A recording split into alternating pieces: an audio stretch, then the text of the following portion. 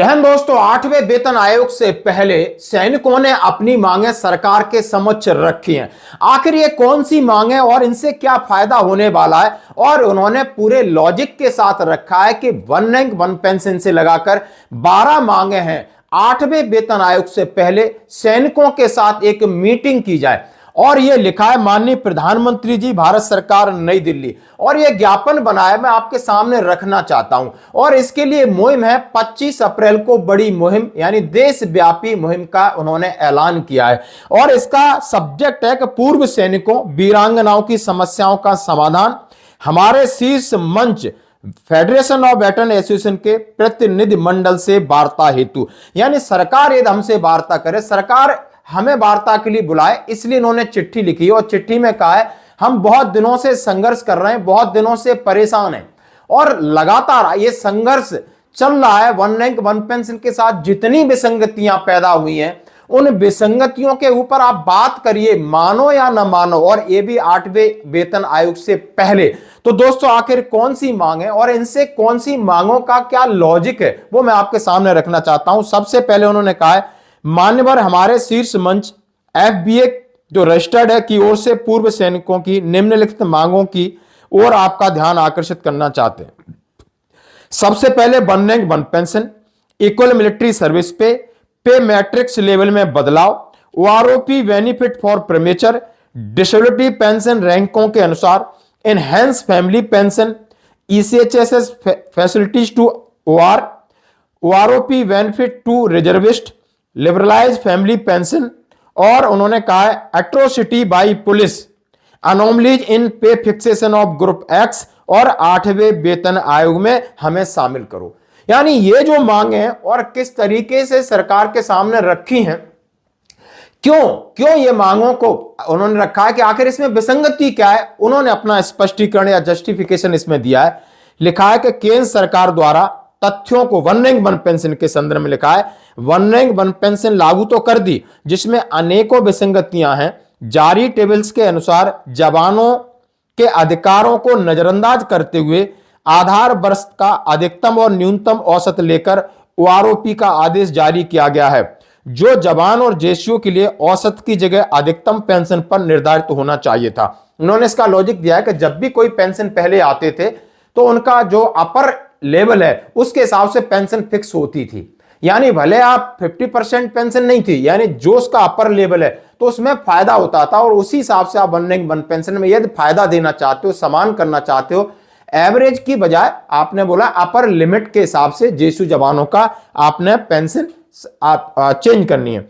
Equal military service पे श्रीमान, यह सुविधा सैनिकों की सेवा में कठिनाई और जीवन के जोखिम को आधार मानकर स्वीकृत की गई है, पर रैंक आधारित भेदभाव के कारण निचले रैंक के अधिसंख्य पूर्व सैनिकों में असंतोष है, क्योंकि सैन्य सेवा की कठिनाइयों जीवन को जोखिम में सबसे ज्यादा जवानों का होता है, शहादत जवानों की होती है, डिसेबिलिटी जवानों की होती है। अतः एमएसपी सभी रैंक के लिए सामान्य होना न्यायोचित है। यानी ये वन रैंक वन पेंशन और इक्वल एमएसपी। मैं बात करता हूं पे मैट्रिक्स लेवल। सबसे बड़ी चीज है कि हमारे सिपाही को पे मैट्रिक्स लेवल 3 में क्यों रखा गया है, और इसी बात के लिए कहा है कि सिपाही का पे फिक्सेशन 7वें वेतन आयोग की पे मैट्रिक लेवल 4 से शुरू किया जाना चाहिए था, लेकिन क्यों नहीं हुआ, क्यों उसको 3 में डाला है। और इसी तरह आपका जेसीओ गजेटेड अफसर है, सिविल में गजेटेड अफसर का 8 से शुरू होता है, लेकिन जेसीओ का 6 में। तो इसमें बदलाव की जरूरत है ताकि उनको 8वें वेतन आयोग की जो सिफारिश के मुताबिक फायदा हो। जबरदस्त पॉइंट है। तीसरा कहा है उन्होंने कि OROP benefit to premature retirees. उन्होंने कहा एक निश्चित तिथि के पश्चात रिटायर्ड होने वाले जवानों को ओआरओपी की सुविधा से वंचित किया गया है, जो न्यायोचित नहीं है। यह लाभ सभी के लिए लागू होना चाहिए। जैसा कि one rank one pension one के संदर्भ में देखा जाए, माननीय प्रधानमंत्री जी ने चीख के कहा था कि जो स्वेच्छा से आते हैं उनको भी प्रीमेचर कहा जाता है, या सेवा स्वैच्छिक सेवानिवृत्ति है, उनको पूरा लाभ मिलेगा। सेना की आयु कम हो नहीं है। जो सरकार ने सैंक्शन स्कीम करी थी वन रैंक वन पेंशन की, नोटिफिकेशन 7 नवंबर को इश्यू करा है, वो 7 गलतियां सीरियस है। वो वन रैंक वन पेंशन नहीं है। सरकार पूरे देश को बता रही है कि वन रैंक वन पेंशन दे दिया, असलियत में उन्होंने वन पेंशन खत्म कर दिया है, वन रैंक वन पेंशन। जो गलतियों में आखिर माननीय प्रधानमंत्री की घोषणा, बड़ी रैली में घोषणा, सैनिकों के सामने वादा, वो वादा झूठा कैसे हो गया, इसके बारे में कहा है कोई परमिशन नहीं होता, सब अपनी टर्म्स ऑफ रेफरेंस 15 साल की सर्विस करके आते हैं, उन्हें वन रैंक वन पेंशन का फायदा मिलना चाहिए। डिसेबिलिटी पेंशन में रैंकों के अनुसार भेदभाव ना हो। उन्होंने कहा यदि किसी का, सभी को डिसेबिलिटी पेंशन एक दर से मिलनी चाहिए। पूर्व की तरह डिसेबिलिटी पेंशन संबंधित सैनिक की उच्चतम वेतन से निर्धारण होना चाहिए, न कि उसके द्वारा की गई सेवा के आधार पर, क्योंकि डिसेबल चोट यदि किसी का बाजू जाता है, चाहे वो अधिकारी है चाहे जेएसयू जवान है, हानि उसको बराबर होती है, तो उसको मुआवजा भी बराबर होना चाहिए।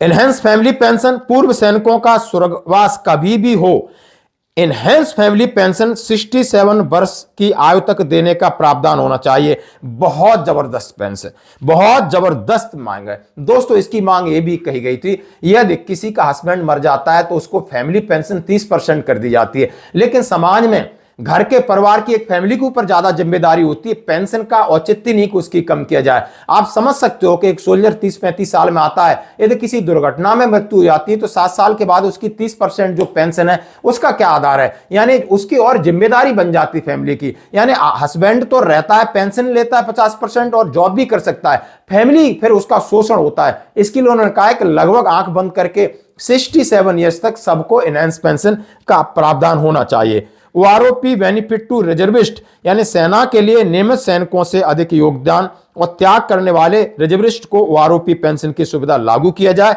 अभी जीवित रिजर्विस्ट की संख्या ना के बराबर है, यानी जो रिजर्विस्ट थे 65-71 में, उन हमारे वृद्ध सैनिकों को पेंशन दिया जाए ताकि उनका बुढ़ापा सुधर सके। बहुत कम लोग रह गए।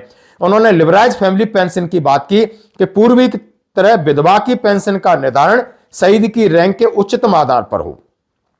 पूर्व सैनिकों, सेवारत सैनिकों के द्वारा पुलिस द्वारा बर्बरता और उसके ऊपर उन्होंने का बात किया, इस पर अंकुश लगाया जाए और सैनिक आयोग का गठन किया जाए जिसमें सेना का सम्मान और मनोबल कायम रहे।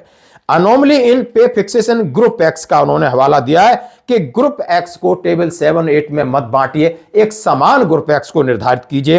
और सबसे लास्ट में कहा है कि 8वें वेतन आयोग में सैनिकों का प्रतिनिधित्व किया जाए और इसके लिए फेडरेशन ऑफ वेटरन एसोसिएशन का डेलीगेट्स रिप्रेजेंटेशन के लिए आमंत्रित किया जाए, जैसा कि हम तैयार हैं। अब चिट्ठी है DSW को लिखा है, माननीय प्रधानमंत्री को लिखा है, और उन्होंने कहा है कि उपरोक्त क्रम संख्या 1 से 10 तक की विसंगतियां, भेदभाव संज्ञान में लेकर के हमें आप आमंत्रित करें वार्ता के लिए, हम आपके अनुग्रहित रहेंगे। पॉइंट जबरदस्त है और ये पॉइंट सबके पास जाने चाहिए कि नहीं, हां हर एक पॉइंट में, 10 पॉइंट में दम है दोस्तों। समर्थन करिए और कभी न कभी ये सारी चीजें एक टेबल पे होंगी, वार्ता होगी और न्याय भी मिलेगा। धन्यवाद।